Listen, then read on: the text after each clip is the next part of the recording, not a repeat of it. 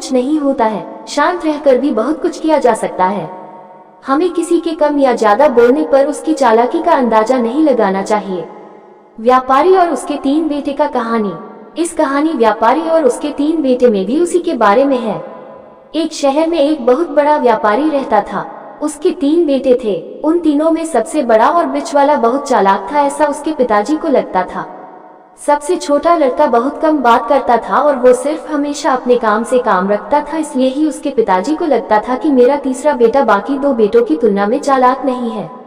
एक दिन व्यापारी ने सोचा कि क्यों न मैं तीनों का एक एग्जाम लूं और देखूं कि मेरे तीनों बेटों में से सबसे चालाक कौन सा बेटा है। व्यापारी ने अपने तीनों बेटों को बुलाया और 500 रुपए दिए और बोला कि ऐसी चीज बाजार में से लेकर आओ जिससे हमारा सारा घर भर जाए। पिता की ये बात सुनकर तीनों बेटे हैरान हो गए और बोलने लगे कि ये कैसे होगा।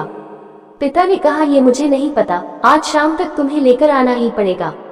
सबसे बड़ा और बीच वाला लड़का एक साथ घर से बाहर निकले और दोनों पूरे बाजार में यही खोजते रहे कि कौन सी ऐसी चीज मिले जिससे सारा घर भर जाए। बहुत ढूंढने के बावजूद भी उन दोनों को ऐसा कुछ भी नहीं मिला जिससे पूरा घर भर जाए। वो दोनों अंत में थककर 2 बोरी भूसा खरीदकर घर वापस आ गए।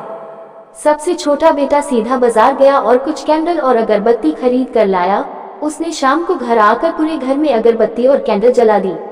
अगरबत्ती से पूरा घर महकने लगा और कैंडल से पूरा घर चमक गया। व्यापारी यह सब देखकर हैरान हो गया। वो अपने सबसे छोटे बेटे से बोले कि बेटा, हम तो तुम्हें पागल समझते थे, लेकिन तुम तो सबसे चालाक निकले। ज्यादा बोलने से कुछ नहीं होता है, शांत रहकर भी बहुत कुछ किया जा सकता है। जो लोग शांत होते हैं वो लोग अपना दिमाग अच्छे से चला सकते हैं और उनका दिमाग जो लोग ज्यादा बात करते हैं उनकी तुलना में ज्यादा चलता है। हमें किसी को भी उसके कम बोलने और ज्यादा बोलने की वजह से उसकी चालाकी का अंदाजा नहीं लगाना चाहिए। ऐसे ही मजेदार हिंदी कहानी के लिए हमारे चैनल को सब्सक्राइब करें और बेल आइकॉन दबाएं। लाइक शेयर कमेंट कीजिए और वीडियो कैसे लगा कमेंट पर जरूर बताइए।